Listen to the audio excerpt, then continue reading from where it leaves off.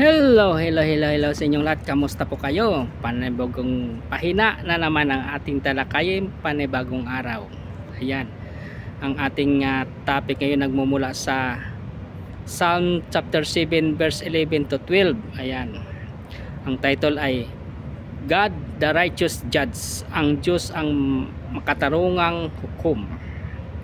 Pagbasa sa kasulatan, Psalm chapter 7 verse 11 to 12 NIV. Palasahin natin sa Tagalog. Ang Diyos ang matuwid na hukom sa isang Diyos na nagpaparusa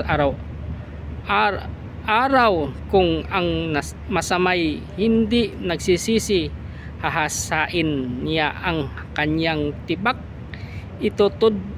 itutudla ang kanyang pana. Ayan. Ang awit chapter 7 ay isang panalangin ni David para sa makatarungang laban sa kanyang mga kaaway.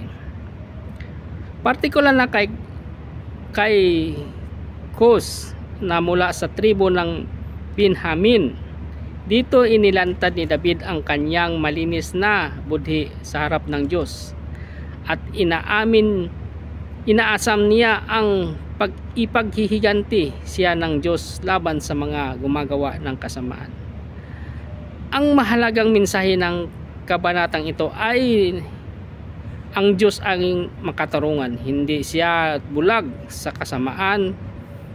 Tinitimbang niya ang mga puso at ang kanyang paghuhukom ay laging tama. Sa makatuwid may layuning iligtas ang matuwid at ituwid ang baluktot. Hindi lang ito tungkol sa galit ng Diyos, kundi sa kanyang awa sa panawagan sa mga makasalanan na magsisi bago dumating ang hatol. Ang mensahe ng Diyos, ng ating Diyos ay hustisya ng Diyos, hindi lang natutulog.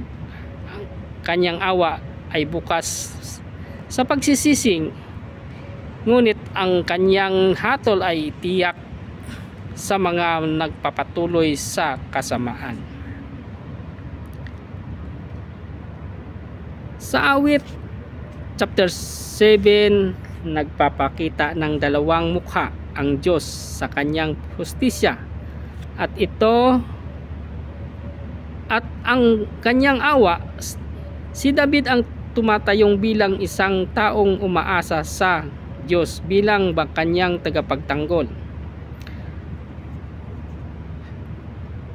Habang inaamin ang katotohanang darating ang matuwid na paghuhukom ng Diyos sa mga hindi nagsisisi.